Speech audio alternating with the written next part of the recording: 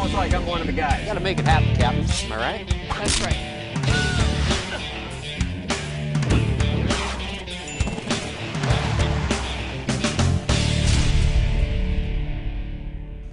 Hazardous waste. You know, the mere mention of it strikes fear into some people. Not the airmen and civilians here at Mountain Home Air Force Base. Takes a little bit more than that to scare the likes of you, I would hope. My name is Travis Swartz. I'm here today at the base, and today we are going to decipher the code of managing and disposing of hazardous waste. And to do that, we've got resident expert on all things hazardous waste, Kurt. Kurt, good to meet you. Good. How are you today? I'm doing very well. Thank you. So I guess my first question to you, Kurt, is simply, what is a hazardous waste? Hazardous waste is a product that is a solid gas or a liquid that's no longer considered usable for its intended purpose. Okay. And what would be the characteristics of what a hazardous waste would be? Oh, there are 4 distinct characteristics that we utilize. One of them is ignitable. The next characteristic would be corrosivity. Corrosive. Something you don't want to just like pour all over your body or onto your tongue. Exactly. Okay. The third characteristic would be reactive. Like my wife? Anyway, sorry. Toxicity is the 4th characteristic. Okay. Let me ask you a question as far as when we're determining what might be a hazardous waste. And I have a prop that I sort of set aside. I've got this rag, and I've got some solvent on it because I'm going to be, wiping down one of the planes, or I'm going to be wiping down a forklift, or just cleaning all of my tools. And now I've got this really filthy rag. It's got some solvent on it, but I'm not really sure if this is a hazardous waste or not. So do I just, since I'm not sure, just sort of wad it up, throw it in the garbage? Do I maybe throw a bunch of these in a pile and light them on fire and then run? Do I maybe just sort of shove it in somebody else's pocket? It's not my problem. What do I do with this rag at this point? Well, you could do any of the 3, but none of the 3 would be legal. Okay. So let's start with the legal, how you would legally. Step 1 is always to call us first. Okay. Call me, the Hazardous Waste Program Manager, or the Central Collection Facility. Get assistance first. Talk to the people in the know. Okay. That's so, step 1, yeah, always. Number 1, make the phone call. Okay. Okay. So whether or not it's a hazardous waste or not, these are being collected somewhere until we find out. Correct. And they'll be collected in this drum, and once we send the sample off and get the analytical back, then we'll know if it's going to become a hazardous waste. Okay. Yellow, hazardous. Or a non-hazardous waste. Green, friendly, happy, non-hazardous. Any shop that uses hazardous materials that could create a hazardous waste or that could result in hazardous waste has an area in the shop designated as the accumulation point. Oh, okay. And that accumulation point is managed by what's a trained person called an accumulation point manager. All right. The APM. The APM.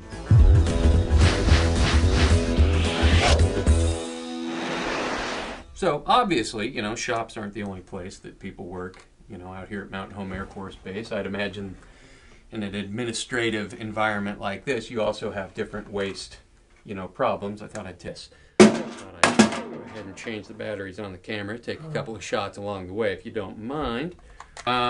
What types of things might people be wasting in a setting like this? Okay, that was a very good example of problems that we have in administrative offices with universal waste. These batteries that you just took out are universal waste. Oh. Okay. Okay. You can change them out of calculators or cameras or anything, any kind of battery. AA, AAA, C cell, D cell, 9 volt, whatever. So the garbage wasn't necessarily the best place for me to toss the batteries. That's correct, and I'm going to show you what to do with them. Oh, good. If you look right over here behind you, I see you have a waste battery container already set up. Somebody labeled. has one set up. I didn't even know it was there. That's right, you're new here. Not so guilty. I'm teaching you. Okay, so what we do with these batteries is we tape both ends so you don't, Nothing gets out. So there's still the potential of some sort of a reaction if we don't tape these up properly. And it's a Department of Transportation requirement that both ends be taped Okay. for shipment. Okay.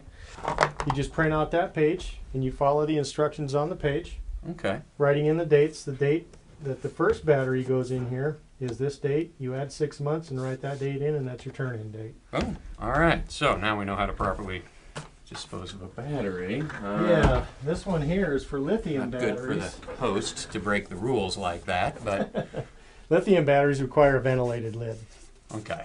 but they're collected the same way, but you write lithium only on them. And I would say, other than disposing batteries, I'm doing a pretty good job on making sure to do everything else right. Well, it looks like you recently replaced a bulb in your light. I did.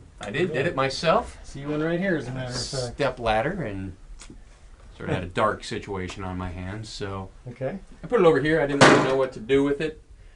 Thought I'd break it up in a bag later, throw it in the garbage. I don't know. Okay. Let me tell you about bulbs. Okay. Bulbs are also universal waste, similar to batteries. Oh, I see here, this must be the box that you got it out of. It must have been the last one. correct. Yeah. Well, just that's sort of- perfect. Because this is the perfect container to collect your waste bulbs in now. Oh, so this is also something that I shouldn't just be tossing in the garbage. This is okay. That's well, correct. It's good So to know. slide that bulb right in there. Guess at this point I've broken 2 rules, but I'm just the okay. host. I'm not the expert. We're teaching you. So what we're going to do Just attach is that to we're the going box to there. attach that to the box. Got it. Boom. Okay. And boom. Now today's date is the 11th. Okay. Right? So we're going to write 6/11/10 in there, and then we're going to add 6 months to that, and that will be Okay. the turn-in date. And this is what you do when you put the first bulb or the first battery into either one of these containers, is you write in these dates. Okay. So once we have a receptacle, we're going to start date, and this will be the date that we need to get it And turned the in. turn-in date. All right. And these are what you would refer to as universal waste. Universal waste. Okay. Correct. Typically found in an office environment. In what other types of environments would we typically find universal waste? You know, down in the shops, we have trained personnel down there. Usually that's the least problem area for universal waste. The most problem area that we usually find is with the admin offices, because they don't have a person trained in hazardous waste assigned to that office. Like you said, it would be easy to take it out in the dumpster and throw it in. But there's actually mercury in these bulbs, and we want to keep those out of the landfill, Right. which is why we collect these bulbs in these boxes. And when we get to the turn-in date, we either take it up to the CCF and turn it in, however many's in it, Okay. or we give them a call and have them pick it up. All right. So that was sort of my next question, as far as, once these are either full or the date is reached, we're going to either call the CCF or we're just going to run these up to the CCF ourselves. That's right. All At right. the end of this 6 months, even if you still only have the one bulb in there, you still have to turn it in because that's the accumulation time you're allowed. All right. Make sure you keep the box closed, so if it falls over, nothing can fall out. And I think with your batteries and your bulbs, I think you're all squared away. Okay. So I suppose the next thing would be, maybe we should go take a look at this CCF, where everything ends up. I think that's a great idea. Let's go over and I'll show you where these All get right. collected over there. We'll set this aside. We don't need it for another 6 months.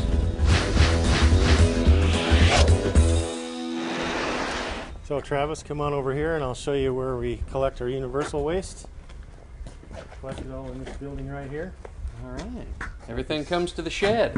At the central collection facility. We Okay. have a collection of batteries, waste batteries. Like a 5. That weighs 5,000 pounds. As you I can can see, lift there's- 4,000, but All types and all sizes in here, from huh. AA, AAA, C cell, D cell. I don't know if you got that, but it says right on the battery not to just chuck it in the garbage like I was trying to do. So All right. maybe I should pay a little more attention. A lot of batteries. Got a lot of. There's some more batteries here, for example, from a rechargeable drill and Oh, yeah. all All sorts of bagged up batteries. and taped up and ready to be disposed of properly, I see. That's right. Over here we have a collection of bulbs, waste bulbs. So this is like as many fluorescent bulbs as I've ever seen in my entire life, right here. Right. Now all these, the mercury in all these bulbs will end up in the proper place. Okay. Now how long, so right here, we're pretty full. There's quite a bit of stuff out here. how long has this been accumulating? I mean, how much? What does this represent? A year? 2 months? This is about 2 weeks of collecting. Wow, so just in 2 weeks, this has been collected. That's right. Wow. You can see how much has been diverted out of the landfill, saving the environment. Yeah, doing it the right way. So this is obviously where universal waste ends up, and so the rest of the facility, we'll step back outside here, is where all the hazardous waste ends up eventually in this whole program. Is that correct? That's correct. This facility here is for the collection of all the hazardous waste generated on base. Okay. Where it's properly segregated and stored and prepared for shipment. So all the different barrels that we've seen earlier all end up here, as well as the universal materials end up here. And because the program is in place and the processes are in place and they're very easy to follow, it looks like, as far as, you know, if you don't know what to do, make that phone call, and then disposing of things in properly marked barrels. It seems like a pretty easy thing to do, so there's really no reason for you out there not to do your part. I guess the thing that we would want to leave everyone with is A, do your part, dispose of hazardous waste properly, ask questions, and make the phone call. If you have questions or if you think you might have hazardous waste, so to speak, on your hands, call the Hazardous Waste Program Manager. Correct. Or call the CFF. The Central Collection Facility, correct. Central Collection CCF. Facility, CCF. Well, thank you very much. I You bet. appreciate you showing me around today, and I appreciate you educating all of us on the right thing to do. It was a pleasure. All right. We're going to take off.